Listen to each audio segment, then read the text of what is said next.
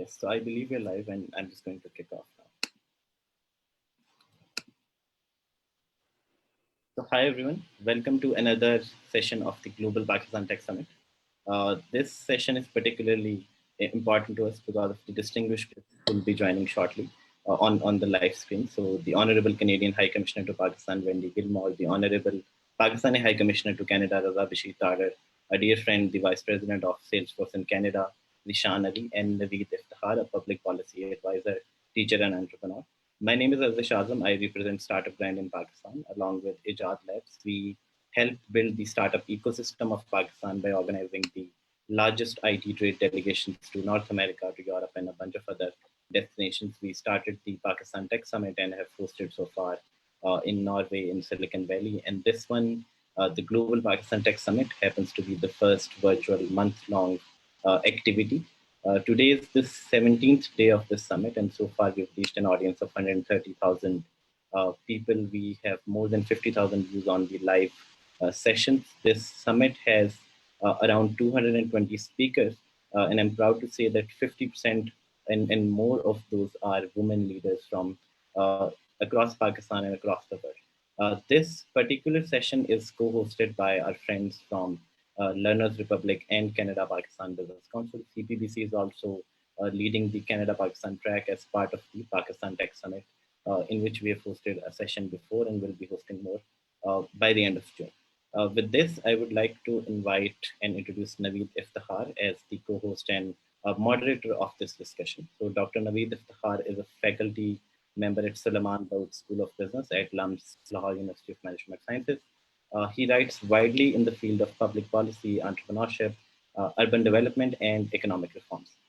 He has earlier served as the governance specialist at Pakistan's Ministry of Finance and as a public policy advisor with various international and public sector organizations. He has done his PhD in urban affairs and public policy from the University of Delaware's Biden School of Public Policy and Administration. Above all, he is also involved with a number of entrepreneurial ventures. With this, I'd like to hand it over to Naveed. Thank you, Arzash. I think thank you very much for organizing this seminar. And to me, I think it is very important to discuss cooperation between Canada and Pakistan in technology and innovation. And when I see Canadian entrepreneurial ecosystem, so I always look at three important aspects, I think. The first important that I value in Canada is obviously the focus on diversity and inclusion. And I think this is the country that has lately been doing a lot in terms of promoting diversity and inclusion in this difficult time around the world. And the second thing, when I see, I think that Canada has also been ranking quite high in terms of supporting startups and technology innovation, particularly urban tech. And so these are some of the areas. And the third thing that I value is actually science-based entrepreneurship. So I interact with academics from University of Toronto and University of Waterloo, and every day I come across different innovations coming from those universities and different startups based on science, I think. So I think this is very timely, and this is important to have this conversation that Pakistan and Canada, they can cooperate in technology and innovation. So Arzash has already introduced our three distinguished panelists.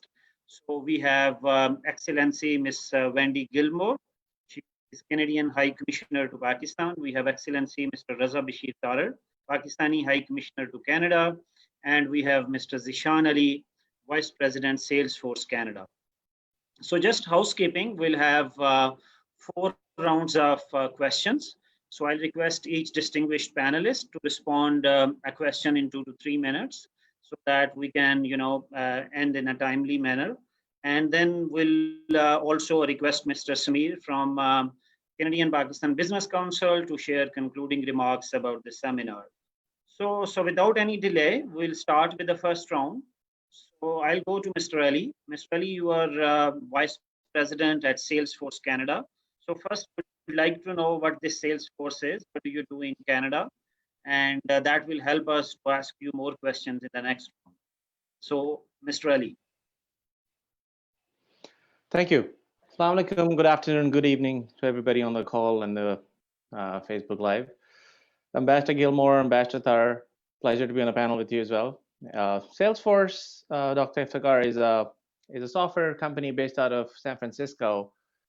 And in my opinion, its claim to fame is it made cloud computing cool and into the mainstream IT verbiage. We help companies and governments improve their experience with their customers and citizens in a whole new way. Fun fact about Salesforce is it's one of the companies most people have never heard of, but it is the fourth largest enterprise software company in the world. And I'm guessing in a matter of few days, it will overtake SAP in terms of market cap and will be the third largest enterprise software company. Does that answer your question? Yeah. Thank you very much. I think we'll come to you later on about your role in Canada, particularly coming from Salesforce. I think you've been contributing a lot towards enhancing this cooperation. So we'll move towards High Commissioner Ms. Gilmour as we are talking about enhancing cooperation between Pakistan and Canada in terms of technology, startups, and innovation. So have you ever interacted with some of entrepreneurs from Pakistan here while you were posted in Islamabad? What is your general impression about Pakistani talent in entrepreneurship? Well, thank you, first of all, for the opportunity to meet you all virtually tonight and to speak. It's 9:30 in the evening in Islamabad. So if I'm appearing a little bit fuzzy, it's only because it's the end of my day. But I think it's a really exciting area of potential cooperation between Canada and Pakistan. The trade in services writ large, but activities in the IMIT sector are really where there is growth in the potential in both of our economies. I've been really lucky in a pre-COVID environment to get out and about around Pakistan quite a bit. And I visited some of the technology accelerators here in Islamabad, in Karachi, and in Lahore. And I have to say, some of the most dynamic and entrepreneurial people I have ever met in any country are in these technology accelerators. When I went to LUMS in particular, what I was really impressed by is, not that I'm not impressed by the men, but there was this group of young women who had just really innovative social enterprise ideas that they were following up on, that they were using technology as a way to boost their engagement, not only from a business point of view, but also to help Pakistan. I think it really is a really dynamic sector and an area for cooperation between our two countries. I mean, IMIT is I think one of the fastest growing sectors in the Canadian economy. It's I've been told the largest performer in terms of access to research and development, and accounts for over 30% of private sector research and development. So it just speaks to the opportunities for collaboration. Yeah, thank you. I think that's interesting. And you've been meeting some of the entrepreneurs. Yes, there is a National Incubation Center at LUMS, and this is an initiative that Government of Pakistan has started. And we now have 5 such incubation centers. And it's always really amazing to visit these incubation centers. And whenever I talk to public officials, even in Pakistan, so I do trainings, and I always ask everyone to go and visit those incubation centers. So it gives a lot of inspiration to see these young minds, working together and, doing such an amazing work. Yeah, thank you. Yeah.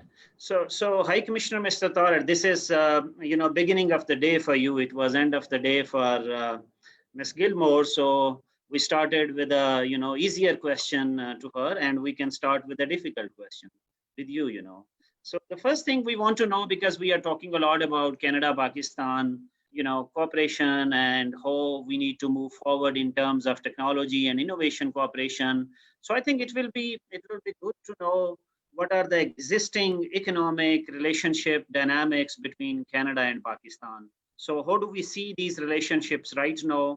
What are some of the areas where we already have cooperation? So then we'll move towards in the next round that what are the other areas, but I think it will be good to understand the current scenario of this economic relationship between Canada and Pakistan. Thank you. Can you hear me? Yeah. Okay. Well, thank you. I think I'll try to skip the pleasantries, in the interest of time. And I was really inspired by Mr. Zeeshan Ali, his judicious use of time. So I'll spare him the long-windedness that we Orientals are renowned for. So coming to the point, well, the bilateral trade is not insignificant, but certainly less than the potential. Canada is a very significant economic entity. It's a member of G7, and we would certainly like our trade to increase. There was some increase in 2019 compared to 2018 and 17. Mostly, we are exporting textile articles, woven clothing and apparel, leather articles, plastics, and then getting oil seeds, fruit, grain, machinery, etc. from Canada. As you know, Canada is a major source of canola oil, canola seeds for Pakistan. And all that is, of course, good. But certainly, the area that we are focusing on right now is, of course, in the global context also. It is a game changer. I mean, before the information technology revolution came along, the definition of wealth was very different. And now the figures that we have thrown at us all day, sometimes from Zuckerberg and sometimes from Bezos and all that. So the whole game has changed. And basically, we are all grappling with how to, find our niche into all this. Now, one thing that, and perhaps I'd like to touch upon it in my subsequent submissions to you also, that first of all, obviously, the pandemic that we are enduring right now is a game changer. But then again, it may not be a game changer in the classical sense. But so far, we have reason to believe that it's a paradigmatic shift. And God forbid, I mean, if all of us don't get our act together, tomorrow we may be facing like a climate change related catastrophe. So we basically have to realize that the world is an uncertain place. And so that makes the task of all of us more difficult. Perhaps people like you are better suited for it, since you can think, more quickly on your feet, and there's this basic inherent adaptability that comes from youth and being, tech savvy and, being global citizens. I think that needs to be harnessed. And certainly the initiative of this trade, related or tech-related meeting is excellent. But then obviously we also have to ensure that it is done, it acquires a permanent value. It is not something that, Nashistan Barkhastan, that sort of a thing, and goes more than a photo op. This is what I've been saying to my interlocutors here in Canada also and back home also, that we have to go beyond, the optics, that what makes us technically, look good or like justify our existence, and to basically make it worth the while for people who are actually in the thing. And yes, with Canada, I mean, there are, when we talk of, I'll just, conclude it with a parting thing. Normally, the frustration that we encounter, on part of Pakistani entrepreneurs is that, the visa regime of Canada is very difficult and this and that. Now, we take it in a positive way, and then we try to do the messaging that, okay, Canada is a sovereign country which has the right to, decide who can or cannot enter. So it's not a matter of right, first of all. And then secondly, if there are requirements, please fulfill them. The Canadians should not get the impression that maybe there is somebody sitting in our para, filling out all the applications and I mean, you know how that works. And then while these issues are being taken care of, what can be done in the existing situation? So if let's say you are into leather business or something like that, or you are into If you're into software, then it is even easier for you. But should you actually physically come to Canada, or can you do the messaging to Her Excellency Ms. Gilmour and her very able team in Pakistan? Or can it be done, right now, most of the business of the world is taking place, on a virtual format. So we should not make one thing, the overall question of enhancement of cooperation hostage to a couple of issues.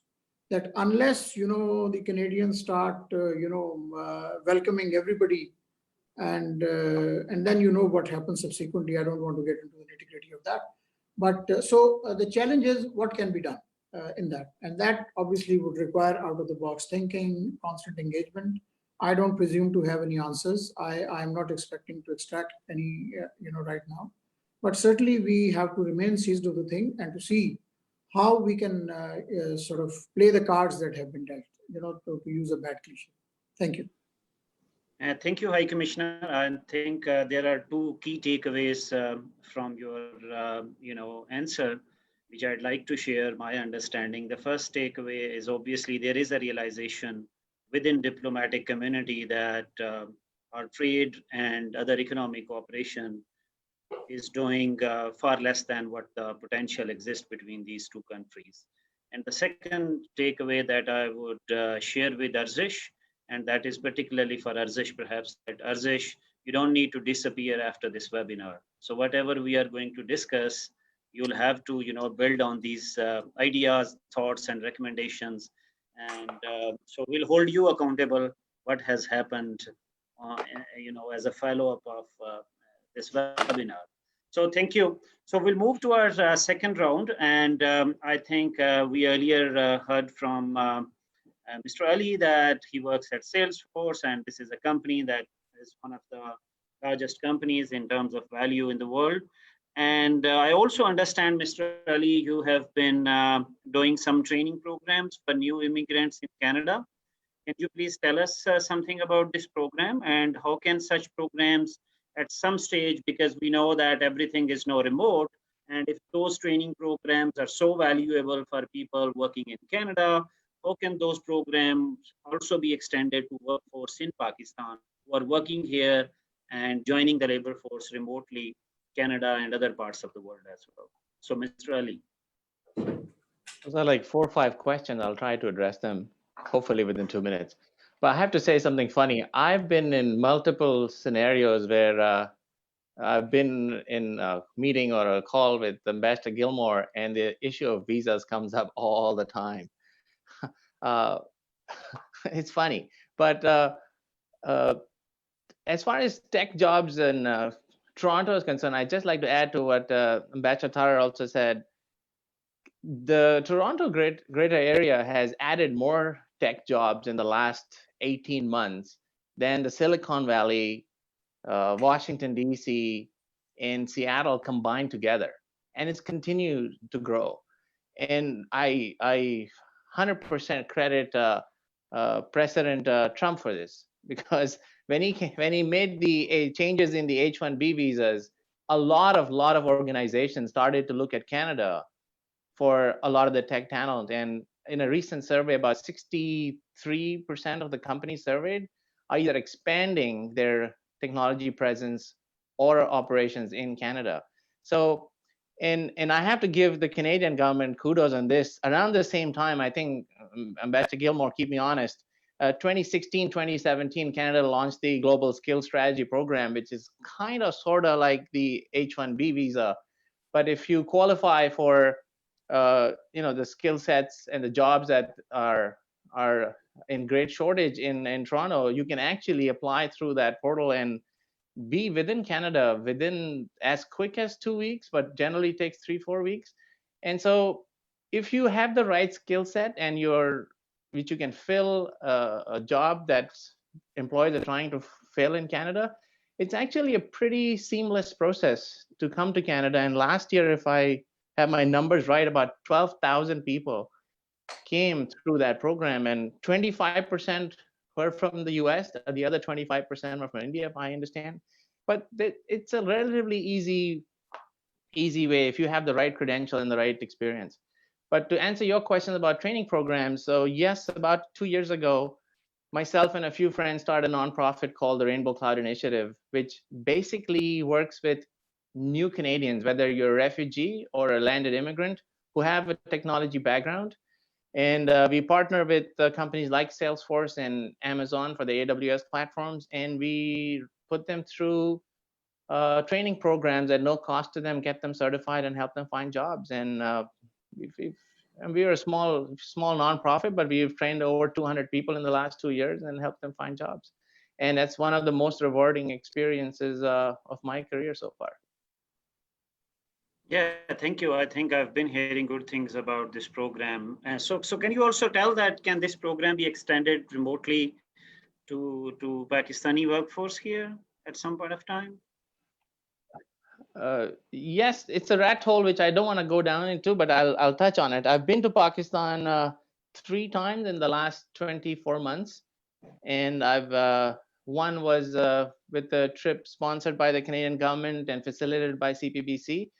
And we met with Prime Minister Khan, we met with a few IT ministers, and we made the offer that we can actually launch such training programs in Pakistan. And I had went to my leadership at Salesforce when he got approvals for that. But then it's been a while, we've been hearing crickets on that front. But absolutely, and especially in the post-COVID world, I think there'll be a lot of opportunities for technology professionals to work remotely from Pakistan or wherever else in the world. And North America has a huge shortage right now in a lot of technological areas.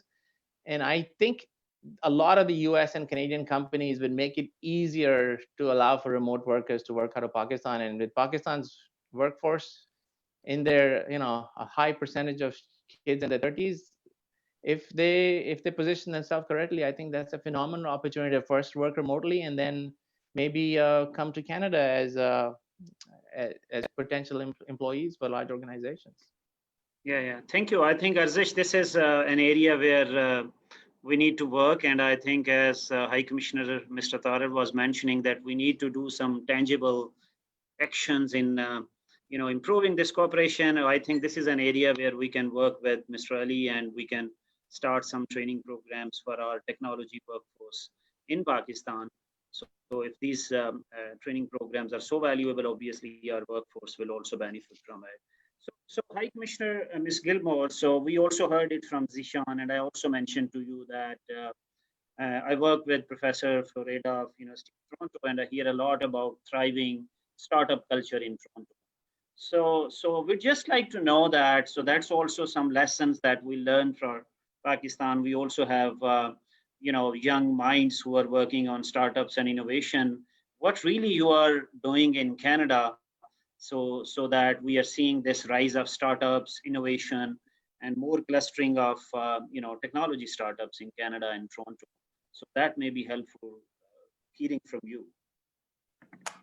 Very much. I think Naveed and Zeeshan, you're far more sort of well versed and closer to the tech startup community in Toronto than I am. But it is interesting looking at it from afar and looking at it as a government employee. As Naveed, you mentioned right at the beginning, one of the things that we hear all the time is that people are impressed by the degree to which academia and private sector are working together in Canada. I already mentioned about the fact that we've got 30% of private sector research in R&D spending in this particular sector. That's a huge advantage for Canada. The linkages between our technology accelerators and universities. I was lucky enough when I was back in Toronto last June to go visit the DMZ, which is Ryerson University's technology incubator. The hub, the innovation cluster for artificial intelligence that's around Waterloo, that really sort of, University of Waterloo, the connections with University of Toronto, the campuses in the West End of Toronto, those are tremendous drivers to startups. From a Government of Canada point of view, we have had any number of different initiatives. You already mentioned the sort of the global hub, I forget its actual name, but where Global Skills Strategy. global strategy, yeah, thank you. Where my department gets directly involved is actually, if you think of the technology readiness levels of some of these startups, when they get to the point of commercialization, when they have a product, then it's where the Global Affairs Canada comes in with the Trade Commissioner Service to try and promote these companies, to help them become export ready and to get them out and into export markets. And what's particularly interesting is the percentage of exports, which is sort of where the value in Canada's tech industry is derived from. And so we have matching grants that we give to small and medium-sized enterprises who are diversifying into new markets. Export Development Canada on a larger scale provides insurance and lending instruments. There are at the moment, from a Government of Canada point of view, one of the most interesting things is the investment in these super clusters. So there's 5 super clusters across Canada that are looking at different aspects of high tech, AI being a big one. And then, of course, we are in the business of attracting foreign direct investment, including from places like Pakistan, which is one of the greatest opportunities for collaboration between Pakistan and Canada, is when we see capital flows moving between the two countries, investing in capabilities and then developing those collaborative instruments. So there's a lot of opportunity. I mean, one of the classic challenges and Zeeshan, you would know this probably better than anybody, but the classic challenges in Canada is that our startups, tremendously innovative, they get a little bit of venture capital, they start to grow, and almost universally, they're then bought out by larger firms, and more often than not by our American neighbors. So one of the challenges we have in Canada is how do we grow our industries past the point of sort of the vulnerability for takeovers and develop the new super Canadian companies. You know, I'm not sure Nortel is a case in point, but the new BlackBerries, or one of our most successful software companies at the moment is Shopify, which in the current environment where the world is moving to digital platforms, it's almost like they're prescient. They were so well prepared to take advantage of this particular situation. But I think the real driver, as you identified right up the top, is it's science driven, and it's the academic rigor and the business rigor that goes into startups that allows them then to grow and to prosper. Yeah, I think, thank you. That's amazing. That's what I've also been following about these clusters, and particularly University of Waterloo's contribution in technology and science-based entrepreneurship, or this University of Toronto's business school. So some of these, I think, clusters have really been doing amazing. And obviously, Canada is one of the few countries where we can say that science is given much more importance than the rest of the world. So that's an area where I think we need to learn a lot. So High Commissioner, Mr. Tarar, will again come to you. And you mentioned some of the existing trade opportunities that where already Pakistanis are exporting. What are some of the areas where you think that there are opportunities and resources lying out in Canada, but where we've not been focusing much? So what are some of those? So that I'm asking you, what I understand that there are many entrepreneurs who are watching this webinar. So what they need to do when they are looking for opportunities and resources in Canada in terms of cooperation, in terms of starting businesses or trading with Canada? Well, you see, I think there is tremendous scope in terms of housing and construction. The building standards in Canada are extremely high. I live in a house which is more than 100 years old, and nothing has ever collapsed. So the windows don't let anything in. So, I mean, one area, what I'm trying to say is that we have to avoid the grandiosity that usually comes with, because we have to eschew the 100 or 0 approach, because real life is always in the 30 to 40 band. So whatever is possible, and nothing is too small, and so constant thinking on these lines. For instance, I have made this point to several Pakistanis with very deep pockets in Canada, why don't you go and set up canola oil factories in Pakistan? You can get the seed from Canada, and eventually you can even export it to as far off as Africa. But basically, I think the challenge is to how do people get out of the comfort zone? And there are many variables, there are many, pressures that we have. And we have heard a bit of that in terms of my very able counterpart mentioning that, how startups are then eaten by the pescado grande, as they say in Spanish, the bigger fish. And yes, that is an issue. Right now, we are also seeing a bit of a tension between business, hard-nosed business pragmatism and nationalism, for instance. And now people are saying, oh, should we have outsourced everything to some parts of the world, and which has left us, the tech-savvy people, with trillions of dollars of firepower without even the ability to make ventilators and face masks. That's another, complicating thing. We may see some people are saying that COVID-19 has sounded the death knell for globalization. But though that obviously will have to be seen, how it plays out. But meanwhile, I think there's no dearth of opportunities. And seeing is believing. When once you go somewhere. Now, obviously, in that, I would certainly urge, Export Development Canada under obviously the able guidance of my very worthy colleague, Ms. Gilmour, who, for example, have a very serious look at the travel advisories and the general advice to investors. I don't want to get into a critique of our neighbor, but I find it kind of strange that while Pakistan is portrayed as a hazardous place, another place which is like literally walking distance is portrayed as a paradise for investors and all. So that obviously is the subject of another webinar. I don't want to get into that. But sometimes we have to get out of our comfort zone.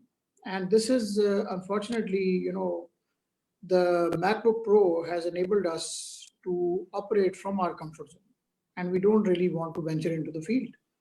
I was in Kenya before coming here, and I've seen this thing happening, experts coming to monitor elections. They don't even go out of their hotel rooms, and they submit full-fledged reports. Oh, things are so bad, and the country is about to burn and all that. I was the only high commissioner who didn't run away during the elections. And I'm sitting here in one piece, alive. So basically, what I'm trying to say is that despite the ascendancy of Bitcoin and the virtual environment and the anonymity that the World Wide Web offers, still we have to go out in the field, or we have to talk to people who are in the field. And obviously, it has to be a synergy. If you talk to somebody from the old school, he might sneer at you. You might sneer at that person that he's trying to be so wise, but he can't even use WhatsApp and all that. So we have to find middle ground. How technology can be made more accessible, how do we, and basically how we make use of it. And then again, I mean, for example, the other day I had a virtual meeting with, a trade-related body of Pakistanis here in Ottawa. So I posed this question to them, that, okay, I mean, since your shops are closed down, how do we make sure that we can take the merchandise to the customer? Amazon's revenues have gone up 30-40%. So obviously people are buying things. But then how do we get out of the comfort zone and do something about it?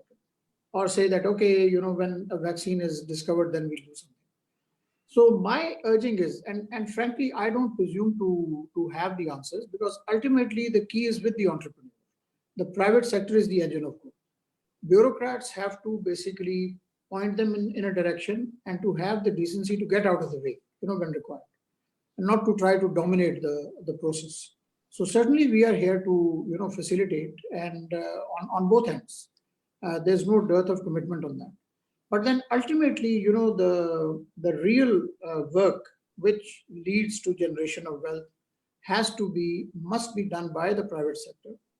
And so there is no dearth of fields. But again, I mean, as they say, the excellent is the enemy of the good.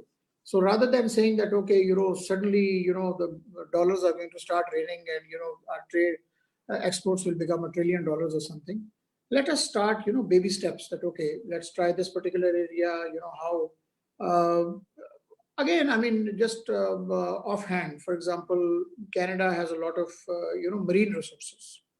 So why not go into, seafood packaging and all that? Why don't our people in Karachi benefit from the expertise of Canadians? Why don't we benefit in their expertise in food safety, for example? A lot of meat is being produced and it is being supplied very hygienically, and you don't have any, outbreaks and all that. Then again, even in the medical field, I can again, I can't help thinking about Kenya, where the Arahan Hospital was being run by a Canadian, and very, very ably so. We can learn in that aspect also. So, but idea then is to remain in touch, to expand the base, and not just restrict it. Again, I mean, for example, the esteemed institution to which you belong has a lot of brain power. I know. I have been in the National Management College. I had the good fortune of listening to some of your professors. And one of them, one or two of them had double PhDs from the US. So obviously getting a PhD is not a small thing. So why not have a brain trust kind of a thing, where people can come up, you can even do studies, you can even charge people for that. I mean, I'm not saying that, just leave everything and start preparing papers and all that. It need not to, be a gratis thing. Go into, advisory thing.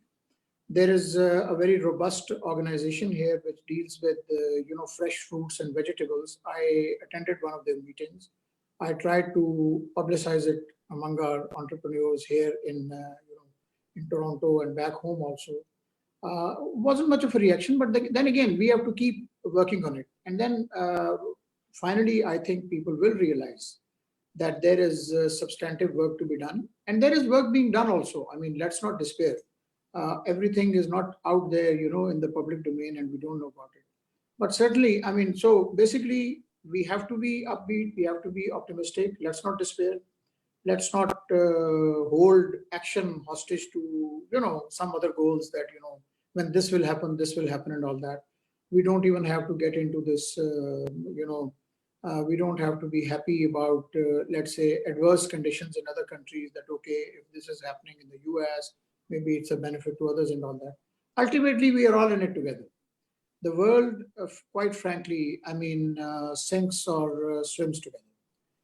Canada is a huge, advocate of multilateralism.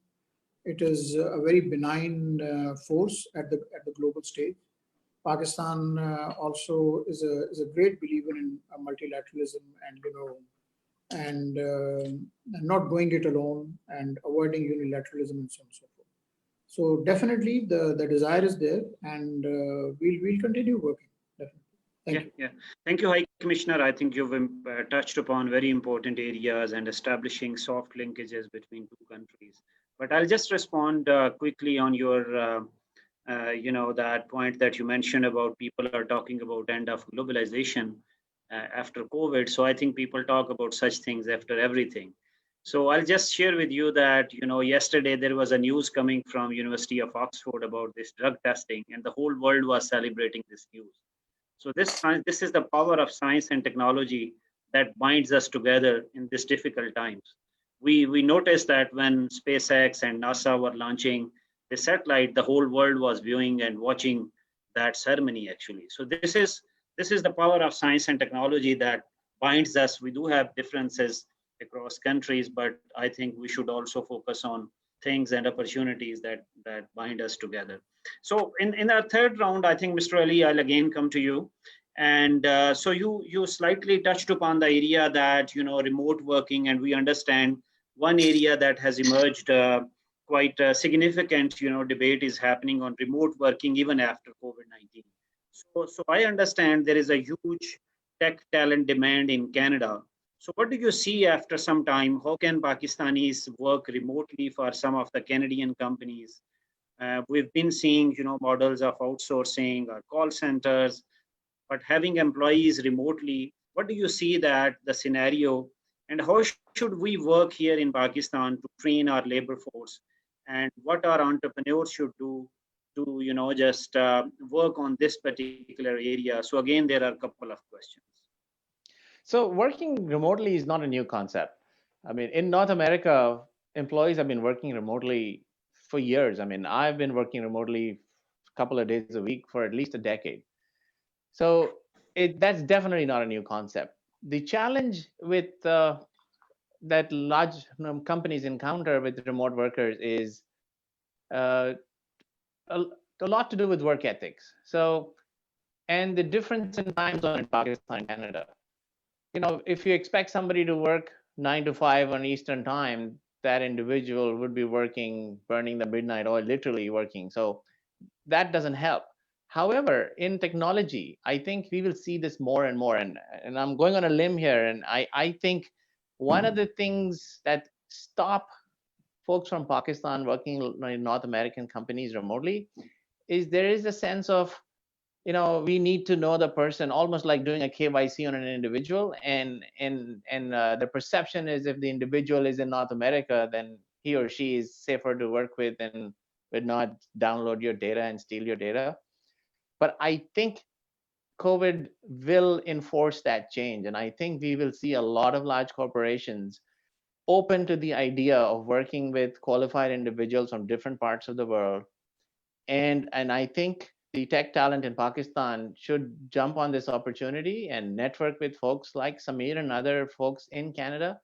And I always put my LinkedIn on such calls, and I said, reach out to me. And if I can point you in the right direction and assist folks, I'll be happy to do so. And I'm not the only person. There are hundreds, if not thousands, of Pakistanis living in Canada, US, which work for large tech companies. I think Arzis mentioned Saad Bashir, a fellow Canadian of Pakistani origin, CIO at Seattle. I mean, he volunteers a lot of his time working with people from Pakistan and helping them land jobs. So I think networking is the one area where individuals in the tech sector in Pakistan need to reach out to folks like myself, like Saad, and hundreds of others. And through their personal and professional networks is where they'll find the opportunities, the land opportunities to work remotely. But I strongly believe that COVID is a blessing in disguise. So not to diminish a lot of suffering it's imparted, but it will change the world as we know it. And it will definitely open avenues for technology professionals to work remotely from Pakistan and any other parts of the world. Yeah, thank you. I think what I take from your conversation, Arzish, that is the key message is that you need to, build connections between entrepreneurs, not just diplomats. That's what he wanted to say. And I'll just add to that. And Ambassador Gilmour was talking about DMZ. The CEO of DMZ is a good friend of mine. And Arzish, if you want to set up another call where I can invite Abdullah to speak from DMZ, and you can get folks from the various national incubation centers and talk about how we can incubate tech talent. And Ambassador Tarar talked about setting up factories. And I said this when I was in Islamabad a year ago. In order to set a factory and get it production running, the lead time is about year and a half, 2 years. And who knows if circumstances changes, whether that factory will go to its full potential.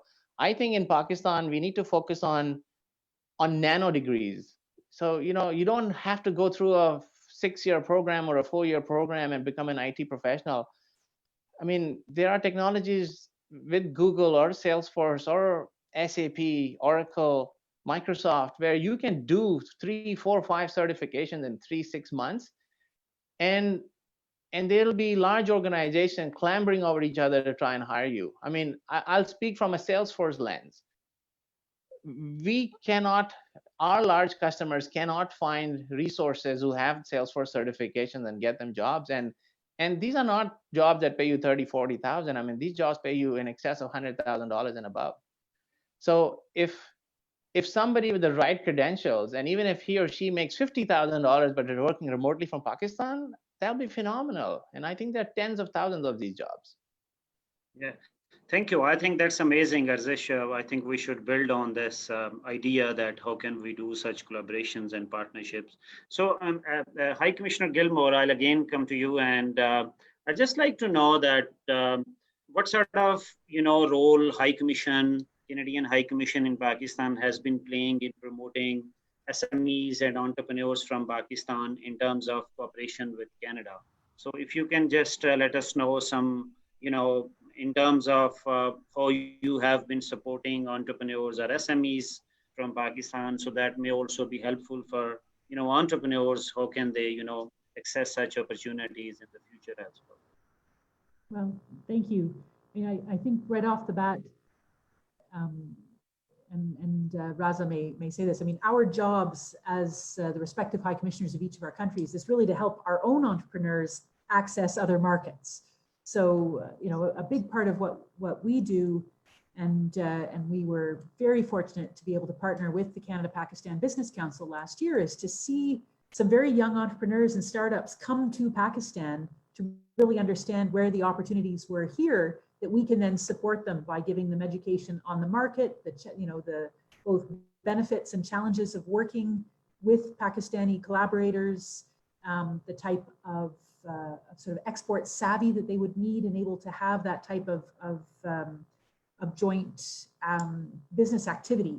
So that's a big part. I mean, what we do here, what in particular Margot McDonald, my trade commissioner, and her staff do, is become as knowledgeable as we can on the conditions in Pakistan to be able to help Canadian exporters, entrepreneurs, venture capitalists, investors understand the market that they would want to be getting into. But I want to pick up just for a minute on some things that Zeeshan said, which I thought were really interesting, in terms of where the opportunities might be. I mean, how would we help Pakistan startups or young Pakistanis who might want to work for Canadian companies, or Canadian companies that might want to tap into the available market here of knowledgeable people. And I was very struck, and Margot looked it up for me, by a tweet that Toby Lutke put out, I don't know, 3-4 weeks ago. Now, he's the CEO of Shopify, which, as I said earlier, is one of Canada's, at the moment, one of the most successful software companies in Canada. And on May, I have it written down here, May 21st, he tweeted, "As of today, Shopify is digital by default. We will keep our offices closed until 2021 so that we can rework them for the new reality. And after that, most will permanently work remotely. Office centricity is over." Now, I mean, that's a very grand statement to make that is contextual to the current climate and the current challenges we're having. But what it does say is that, leaving aside time zone differences, which are, as Margot working from Canada will attest to me, is that we struggle to find business working hours in order to do our collaboration. But it does speak to the virtual mobility of talent that we have coming up in the new environment. When Samir and Zeeshan and others came to visit us last year, one of the Canadian companies that came with them was somebody who developed out of the DMZ, the Ryerson DMC, was Thomas Tewold of Booking Automation. And he had found his software developers and the expertise that he needed in a very value-added manner, a price-sensitive manner. He had found those experts in Faisalabad, of all places. And now, as a new business owner, he had to work through, I remember talking to him about it, he had to work through how do we move money back and forth between Canada and Pakistan? So if one of the things that we're trying to do here is better understand, how does capital flow, small amounts of funding and larger amounts of funding. He had to figure out, how do I validate the credentials? And maybe Zeeshan, that's what you were saying.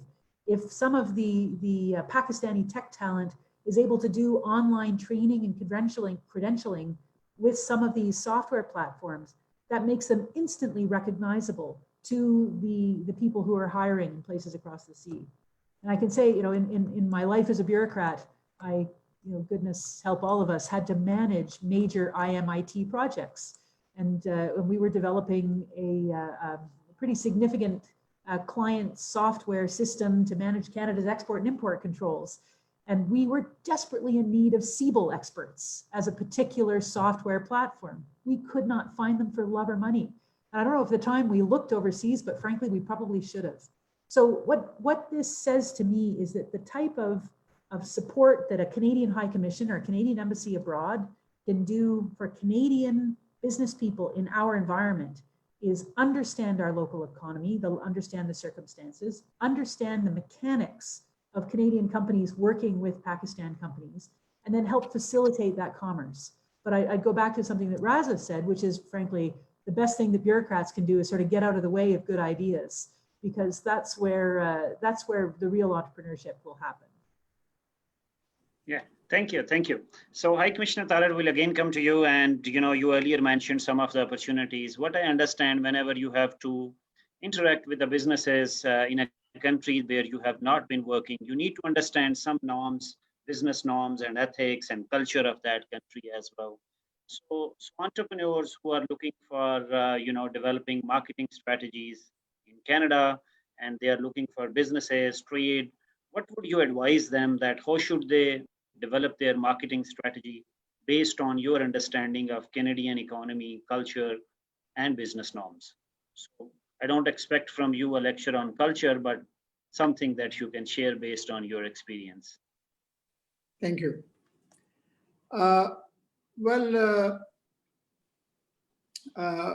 Iftikhar Sahib, I think although there's always this temptation of dividing people into categories, and it's probably a bit of a corporate logic that sometimes we, some are in the fast lane and some are in the. But I would look at it from a humanistic angle. Human beings essentially are the same, and one of the, the bedrock of any relationship is trust. So first of all, honest business practices, that in my view is can override, how clever you are or what is your typing speed and all that. So I think we all need to realize that, and building trust, you can't build trust in a hurry. This is a point I used to make because we encouraged quite a few pharmaceutical companies to come and explore the African market. And people were kind of in a rush. I can understand, when your state has given you a certain timeline. And this is the frustration that Americans used to have with the Japanese, when the bubble hadn't burst, and Lee Iacocca and everybody were very worried about what the Japanese wanted to do to them. So there's this time pressure that, you have an expense account and you have to deliver quickly and all that. So I used to tell them that it's not like a vending machine that you put in a coin and out comes a Coke and you start selling. You have to build that relationship. So that mutual comfort. Now, obviously, one would theorize that we are not here to, build bridges between nations and so on and so forth, and because ultimately it's maximization of profit. If we go back to the Adam Smith logic, but then that logic has been challenged and it has been, kind of refined and modulated. So, firstly, I think trust is essential, and both at the government level, at the individual level.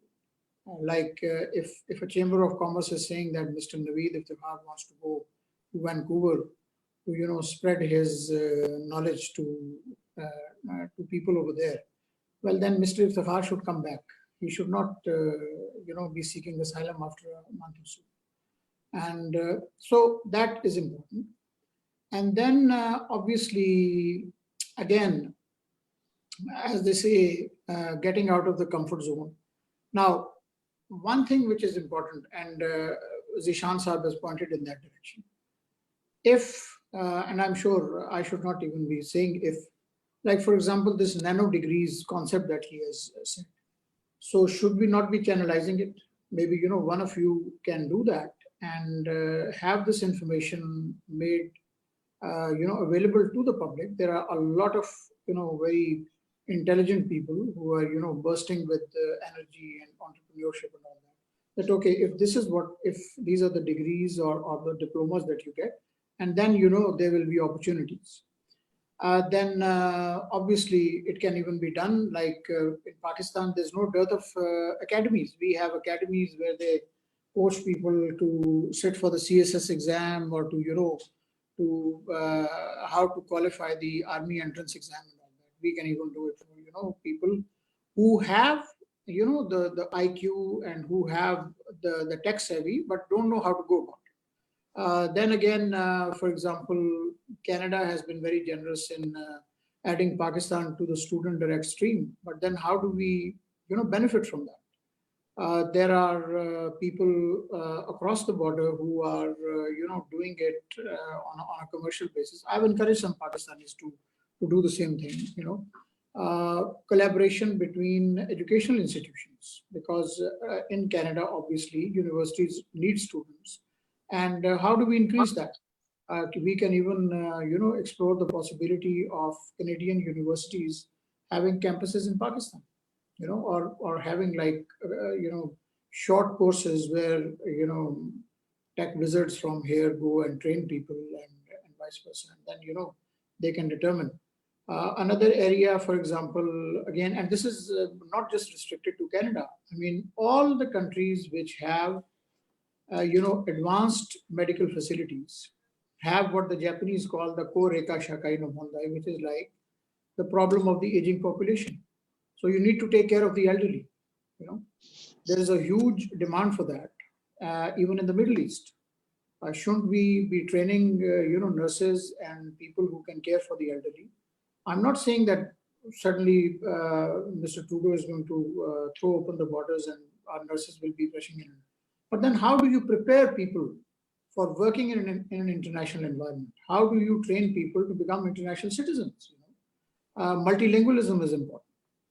What are the languages that people should be learning? Should they have awareness of how to survive in the outside world? Many of us, when we reach a place, we only then we discover the weather. I have seen many people, they go into the tropics having woolies and come to Canada with only, cotton clothes.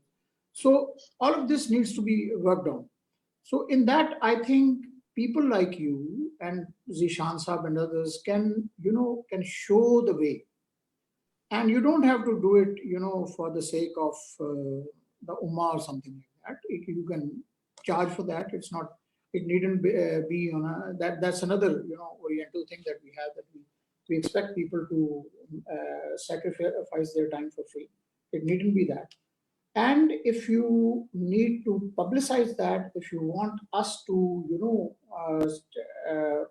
make it reach, the higher echelons of government, we are at your service. I mean, for example, if there is a facility that you would like to have us publicize through the Ministry of Information or the Ministry of Information Technology or overseas Pakistanis or whatever, we'll be glad to do that. But these are just some thoughts that, in amidst all this sprawling, this vast ocean that we swim in, these terabytes that are coming here and there, how do we know what is relevant? Or how do we know what is reliable? That's another issue. Sometimes we get emails of people saying that, oh, I want to have this particular conference.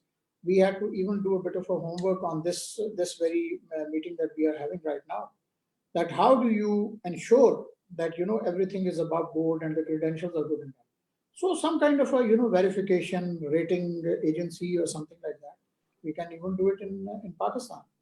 I mean, maybe kind of similar to Yelp or something like that, but something that, makes people feel at ease. And certainly, again, at the risk of overstating it, we are always there to facilitate in whatever way we can. And we will certainly not pretend to know all the answers. We'll be open to being educated, by people who have the more substantive information. Thank you. Thank you, High Commissioner. I think these are quite candid remarks and quite helpful in terms of, that's what my point is always, when you are going for education, try to understand that society. When you're going to do a business, then try to know more about that country, culture, norms. So that always helps actually. That's not, and I think there was a good point on building trust. So that's also important. So we'll start our last round. We're running out of time. It's an interesting conversation. And I think many points are there for Arzish to build on, and we'll after this round we'll go back to Arzish that what is his plan to work on some of these ideas that those have been discussed. So Mr. Ali, that you've already mentioned that we started some time ago this remote working. We started this of innovation in our working styles. but what I understand now, the pace is really gearing up. So where do you see future of work and future of digital technologies, and how countries like Pakistan can benefit in these opportunities which are going to open up? And especially we are talking about Canada, and in this future of digital technology, some of the areas that Pakistan should really look into, just to gain benefits out of it. I shared a post on LinkedIn a few weeks ago. I work for a large technology company which talks and speaks digital transformation all the time. And I think the biggest accelerator for digital transformation has been COVID. Ambassador Gilmour talked about Shopify. Shopify was a small-sized Canadian tech company which basically helps people. It kind of competes with Amazon. It helps you set up stores and sell things online. And till about 2 years ago, I think it was a relatively unknown company. Shopify today, in terms of market cap, is bigger than the Royal Bank of Canada. It's probably the largest company in Canada right now in terms of market cap. So we will see this happen more and more and more. And I know, Ambassador Gilmour, you made a point about how US companies buy up Canadian companies. If that makes hundreds of millions of dollars for a Canadian entrepreneur, nothing wrong with that, in my opinion. But I think the post-COVID world will trigger a massive digital transformation, whether it's large corporations, whether it's government. I mean, I'll give you a short example. I mean, at Salesforce, we've been talking to Ministry of Health for years, and we made little or no progress. But then we started helping them out for contact tracing in COVID, and all of a sudden, the Ministry of Health is saying, we didn't even know we could do so many things in Salesforce, and it's open to software as a service, as a platform, instead of previously they would always want to hug their servers close by. And that's a relatively small example, but digital transformation, I think, is going to take off. And I'm in the last 3 visits to Pakistan, I've seen enormous tech talent in Pakistan. I think organizations like CPBC and Arzish with Ejad Lab need to figure out a way to channel those resources and package them. And like Ambassador Gilmour saying, certification actually helps employees understand that you have a basic skill set, whether it's Java, whether it's Salesforce, whether it's AWS or Google. And I'll give you a small example. When I was in Pakistan last time, I was invited to a Salesforce meetup in Karachi, and Pakistan is not a focus market for Salesforce. We don't have offices there. We don't sell there. And I found 150 or 200 people with great Salesforce credentials sitting there, and resources like those, if they were in Canada, would get jobs like for $150,000 a year. But they don't know how to market themselves, or I don't live in Pakistan for the last 20 years, so I can't speak to what's working there or not. But I think CPBC and Arzish and folks, you need to figure out how to channel those resources, package them up, and make them attractive to employers in North America. And I'm positive, we're talking about increasing exports. I mean, the fastest and easiest export Pakistan can do is in tech talent. Okay, thank you. I think that's wonderful. So High Commissioner Gilmour, Mr. Tarar also mentioned that, we need to build trust. So I think what I'd like to know from you, that are there any success stories of cooperation between startups and SMEs, between, that cooperation between Pakistan and Canada, so that these sort of, successful examples can really build our hopes that we did it earlier, we can do it again, and we can do it at a larger scale. So if you have some, some of these examples, maybe that would be helpful for us to understand. Thanks. I think in terms of successful examples, there's both big and small. I already mentioned booking automation and the fact that they found their software developers in Faisalabad, I think literally just online looking. One of Canada's largest software companies, I think it's almost a cliche now, that nobody's ever heard of, Contour Software, the subsidiary here, but Constellation, which is the company in Canada. has, I mean, it's coming up to about 1,000 Pakistanis in various jobs in 3 cities, in Karachi, in Lahore, and Islamabad. And fascinating sort of transformation for them in this current environment, moving their employees out of an office environment and into a home environment, and frankly, employing, which is something near and dear to the Canadian government's heart because of our focus on gender and women's empowerment, employing significant numbers of women in these environments, and finding that the development and the fostering of women tech talent is actually something which provides them a comparative advantage. So there's a huge success there. And that's a really interesting company because they are doing, I mean, it's not a call center, they're doing software development. The last time I visited a Contour office, which was their new one in Lahore, I was struck to find out that they are hiring Pakistani legal minds to provide legal advice for their business activities, the business clusters in different markets around the world. So, you know, it's not just software, but all of the ancillary services that go into supporting the development of a software or IMIT company that is also available in Pakistan and of benefit to Canadian businesses. One that Margot pointed out to me, which I love, and I'm one of these days when we can get out and traveling again, really looking forward to going to visit, is a Canadian clean tech company called Windular, which basically puts up green energy generation. So wind or would be in some cases hydro, solar panels on cellular towers to make them standalone so that they work in remote and isolated areas, of which there are many in Canada and frankly, many in Pakistan.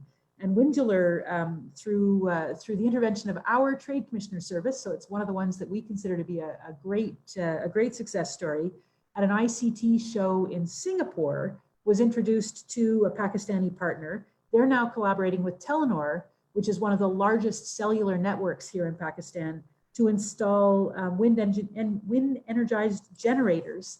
And they were just up in Chitral about 7-8 months ago, putting some of these on as a pilot project.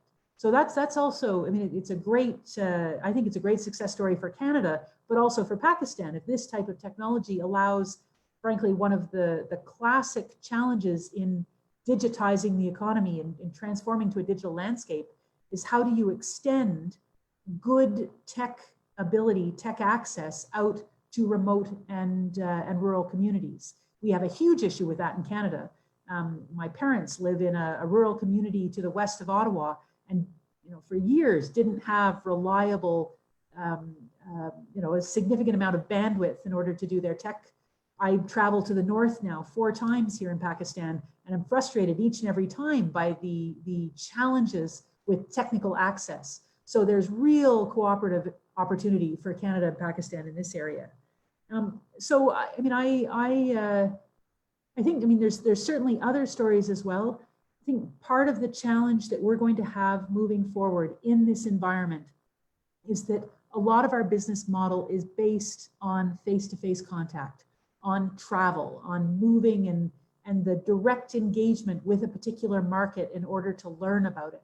We're gonna have to find ways, both Raza, myself, and our collective markets, our collective business communities, but also the private sector in, whether it's credentialing, whether it's virtual links, whether it's using organizations like, and I see Samir has now come up on screen, the Canada-Pakistan Business Council. How do we make those connections when travel is going to be challenging, when face-to-face contacts, quite frankly, are not necessarily safe? So that's what we've got to turn our attention to now, but the potential is definitely there. Yeah, thank you. It's so exciting to hear all these stories and the kind of things that you've been observing quite for some time. So, High Commissioner Tarar, will come to you, and what I understand, there is a huge size of Pakistani Canadian community living over there, like Zeeshan Ali, and so many Zeeshans are there in Canada. So, what do you think that how can Pakistani entrepreneurs can connect them? What do you think about Pakistani Canadian community? So what they are doing in Canada and how really they are forthcoming to support such a cooperation in the future? Well, at the risk of appearing to exaggerate, but this is something that has to be said. I think the community here is exceptional. They are very well regarded in the Canadian officialdom, in the society in general, and they have made excellent contributions to Canada in various fields. And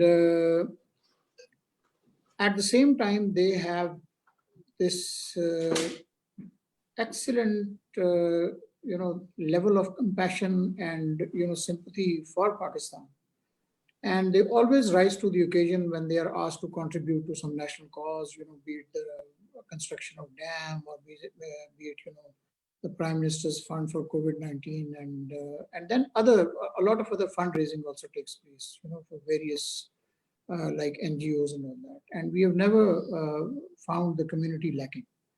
Now, obviously, it's a large community.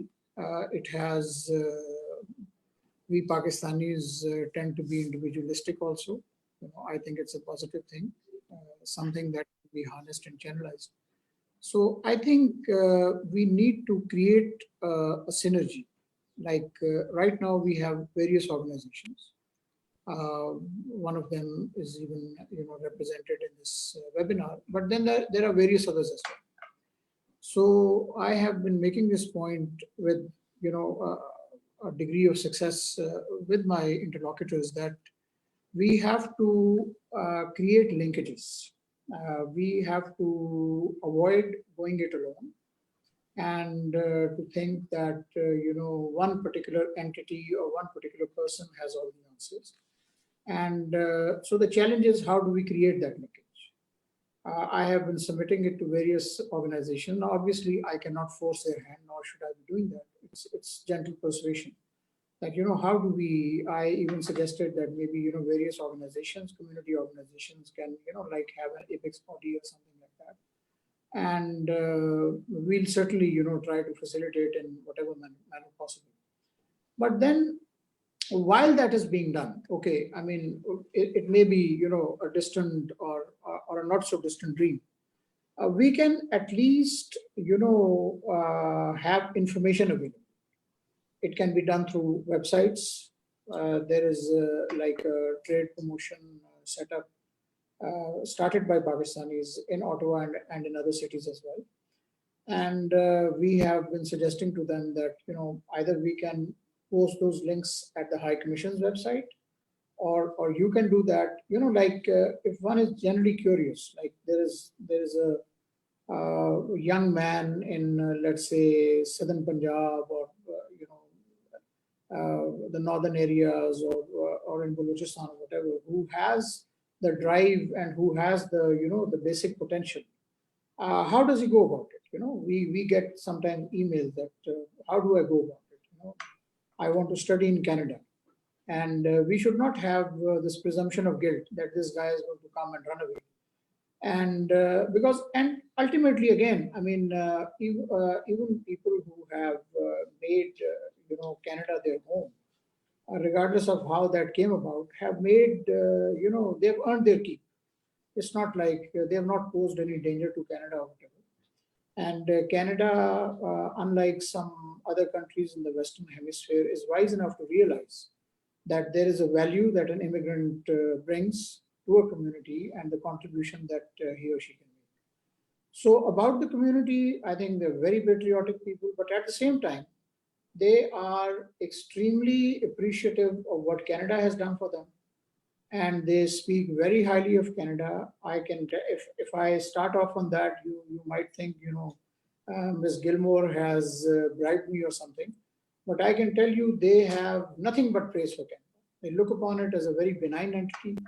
And, the leadership walks the talk, as they say. During this COVID crisis, when people in many countries have felt that they have been just left to their devices, the government of Canada has gone out of its way to help its citizenry.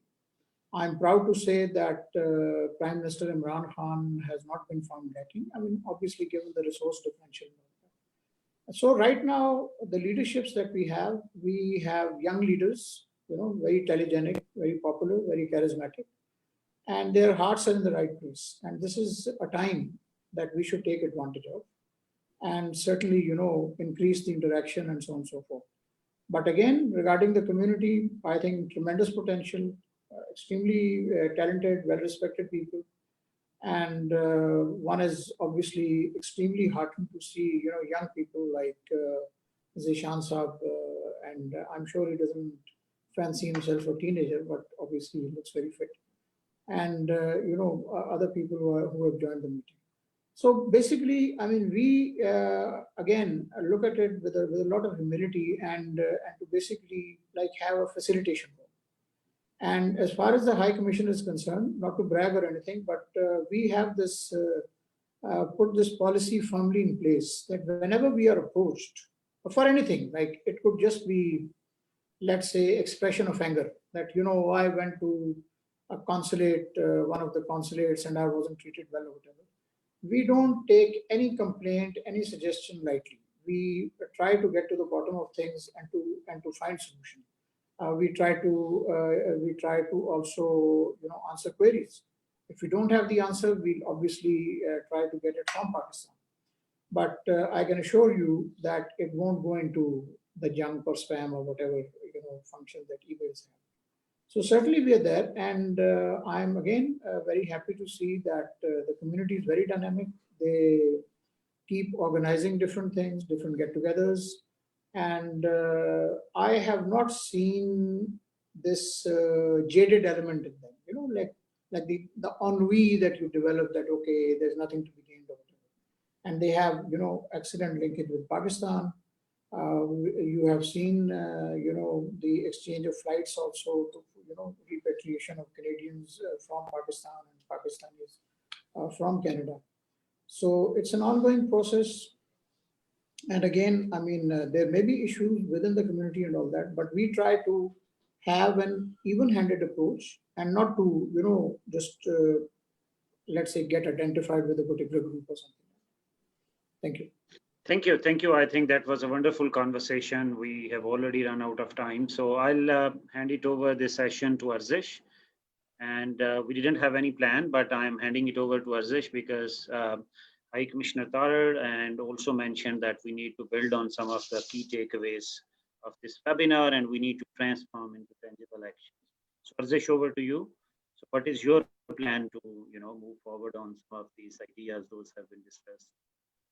Absolutely. Thank you so much, Naveed. Thank you so much for handing it over to me. So before I invite Samir on stage to give the concluding remarks, I just want to share a couple of takeaways that I've personally learned from this fantastic session, right? So I think the government of Pakistan, a time ago built a strategy to promote Pakistani textile trade, which included a lot of delegations and subsidies, and a lot of our international trade promotion revolves around promoting manufacturing, right? And as the IT industry and as one of the key players in the industry, we've been trying to lobby and get more tech trade delegations, right? Because as it was mentioned, building that physical connection, someone from Canada meeting someone from Pakistan in Singapore, or we going to Canada, or people like Samir and Zeeshan and delegations coming from Canada to Pakistan, they create a lot of value. And we have been doing this for the past 3 years to Silicon Valley. We were not aware of the amazing potential that Canada has. And I think the credit goes to Samir and Zeeshan, who came to Pakistan, especially for the Startup Brain conference, and kind of opened these doors for us, right? And people like, Sunil Sharma, who run Collision and Techstars in Toronto, they've been very helpful. We did try and plan to do a delegation to Toronto this year, which got postponed because of the current COVID situation. But hopefully in the coming year, we will make this happen. And as we have seen some tremendous results of these delegations that come both ways, into Pakistan or from Pakistan, we hope to increase the IT trade between Canada and Pakistan, right? And just to give you context, Pakistan currently, I think unofficially does around $4 billion of IT exports.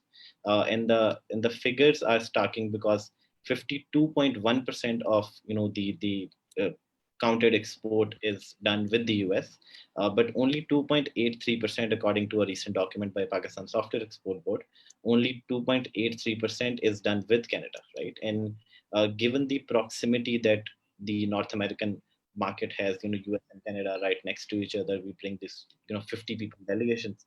I think and with friends like Samir, we want to increase this and especially help Canadian companies by tapping into Pakistani tech talent. There are already some companies who have established bases here, but I think they can get a lot more value by getting this fantastic tech talent at relatively low cost, right? And especially in the current situation where remote work has become a norm.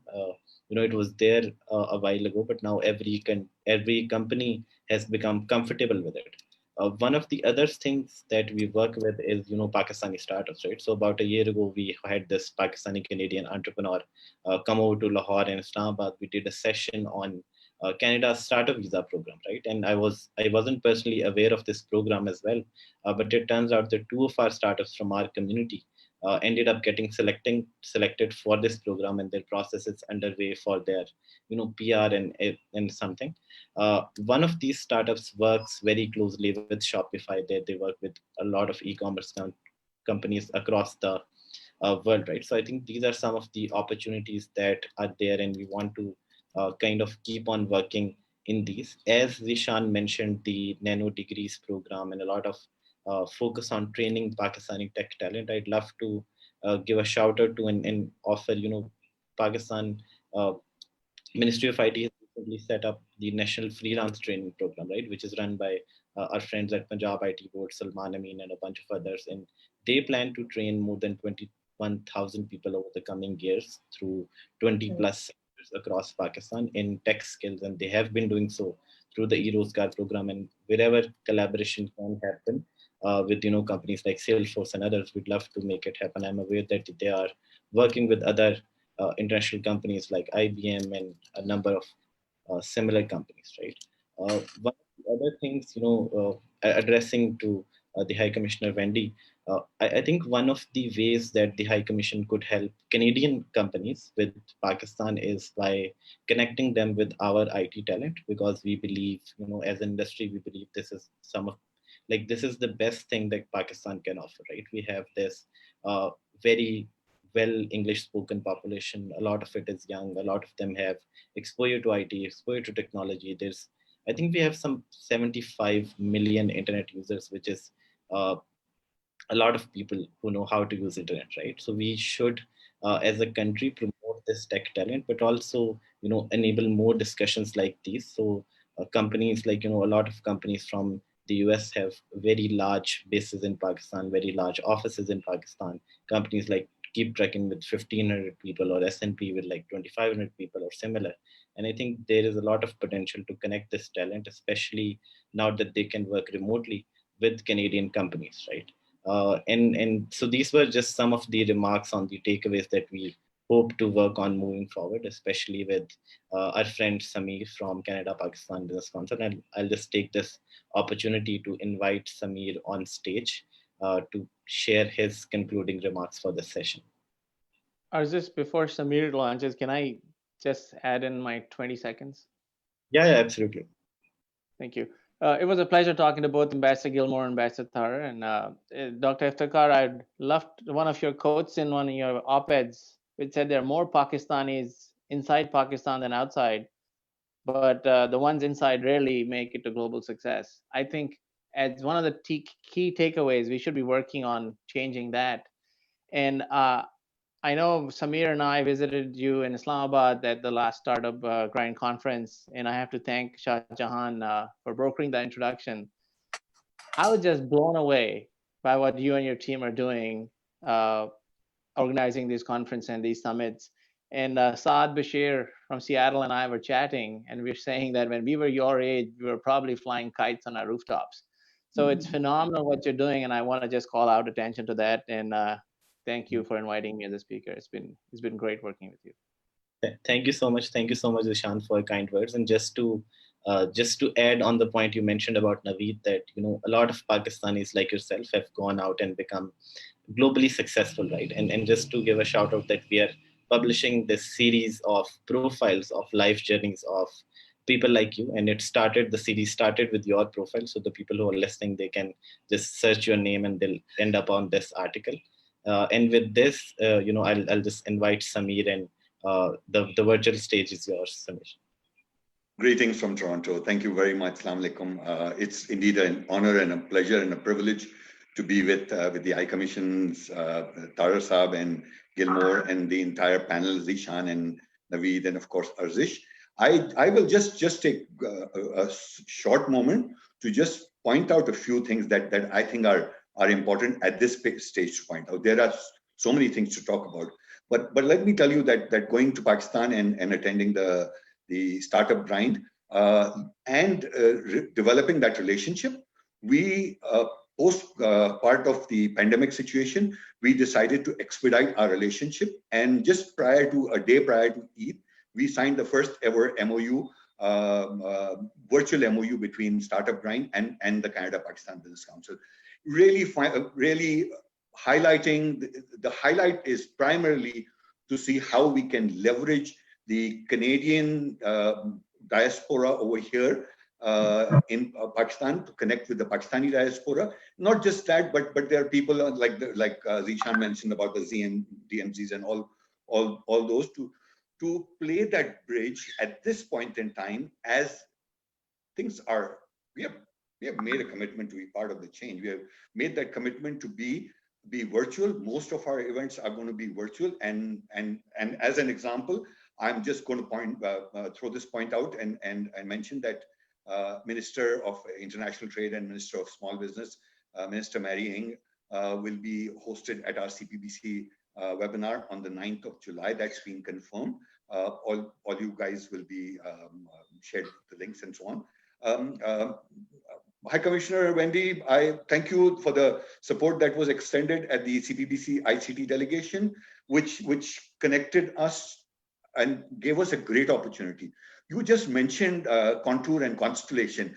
I couldn't resist but to move my screen to show on the back Constellation and Dexter Salna, who were there, and Syed Bilal, and again a successful Canadian of Pakistani origin who heads this, and they are almost leading to 1,000 people. Just to a couple of other points that I really think it's important. All these points need individual webinars and conversation, but I will just dwell upon a few of them. We launched in December the Canada-Pakistan Council for Education in Karachi. We hosted the Canadian High Commissioner in Karachi as well, but at different times. And the idea is to connect various universities. We realized that solo doesn't work.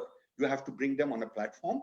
So we've got a lot of support from Pakistan universities and the likes of Zabist and NED and so on. And we've been talking to Ryerson and Seneca and Brock and Asima of Laurentian and so on and so forth. So there's a whole bunch of stuff that will, this is, our role is again to identify, highlight, and play that bridge and that link as we move forward. As part of the support that we got, and with a lot of, I would really request Margot to show herself because she's been really a major contributor towards putting up the trade. After a long time, we were delighted to have a full-fledged senior trade commissioner based in Islamabad. Guess what? This is a global world now. Things have changed. Guess where Margot is? She's sitting in Ottawa, but she's still playing that role. So thank you, Margot, for what you do wherever you are. We are all part of that initiative. And so I would just like to mention, just let me get rid of this. I'd just like to mention that part of this market diversification plan, which was sponsored by the Global Affairs, which was launched, and we presented the first copy to you unofficially, and then the first copy was presented to Mariam Munsif at our gala last year. In continuation to that, we made a submission to the Global Affairs one more time to try and bring another delegation as well as to build upon this. So the delegation has been deferred, but what I would like to share with you is that as a continuation to this, we have got formal approval by the Global Affairs to create a Canada-Pakistan business portal. So all these, what I'm trying to say is that we will all work together collectively with all people concerned, all our stakeholders, all our partners, whether it's the Federation of Pakistan Chamber of Commerce, All Pakistan Business Council, the likes of our friends Zeeshan and so on, a great asset, and we will We will sort of build upon that and take it to the next possible level. And this forum is open to everybody, whoever wants to. We've got a whole bunch of support out there. We can continue with talking, and I'm really interested to that we will work with Arzish and others to see how we can leverage this relationship. Wendy, I do want to acknowledge the role that your interaction with Canada-Pakistan Business Council in trying to facilitate Canadians of Pakistani origin. I know I had to refer back to you several times because there were people who were desperate, and so the support was there, and I think more than 5,000 Canadians of Pakistani origin have been able to link back to their family. The good news is that the government has also announced at 25% that they will open up airspace from a Pakistani side. So we hope that this will help connect families back together. But this is the new world order, as other people call it. This is the global world order, and we will make this a part of our change. We will be there as our Canada-Pakistan CPBC Next Gen. When I met Arzish, he was under 23 years old. I don't want to embarrass him, but I was really taken aback with him, and I thought that these are the people that we need to highlight.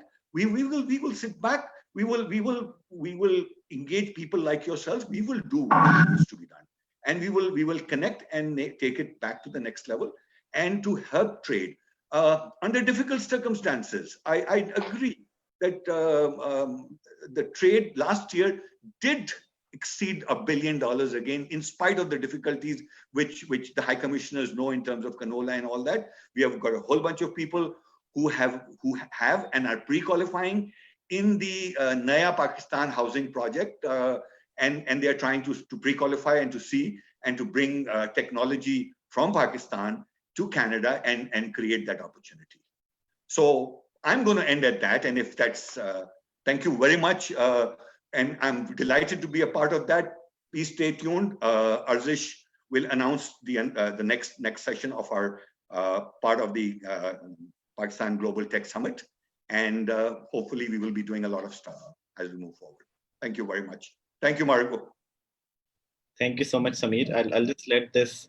I'll just take this opportunity to invite Margo on the screen as well to share her remarks. She's been with us and she's always super supportive, especially with the delegation that we were trying to make happen. So one of the guys who got the visas and traveled before COVID, he's still in Canada. He's making connections and making friends, and he's going to be back, I think, next week or something. So stuff is still happening. Good. That's great to hear. Thank you, everyone. I'll be very quick. We have run out of time, but I will just echo the comments about Arzish. You, Arzish, you and your cohort, you are the future of trade between our countries. We no longer are selling widgets back and forth. You're adding, a new level of value. And so I think when I think of the comparative advantages that countries offer, which is really important when we're thinking about how to really leverage trade opportunities in Canada and Pakistan, this is an important concept, and I think you're right at the center of it. So thank you so much. Just a very, my 30-second pitch, a very practical. I know that there's a number of entrepreneurs on the call. So both Canada and Pakistan have people in doing my job. I'm called a trade commissioner, a senior trade commissioner, but our job is really to help entrepreneurs make connections. Very simplistically, I think of myself as a matchmaker between businesses. And so I'd be happy to share my contact information, particularly if you're Canadian, and I can give you good advice on how to get to Pakistan.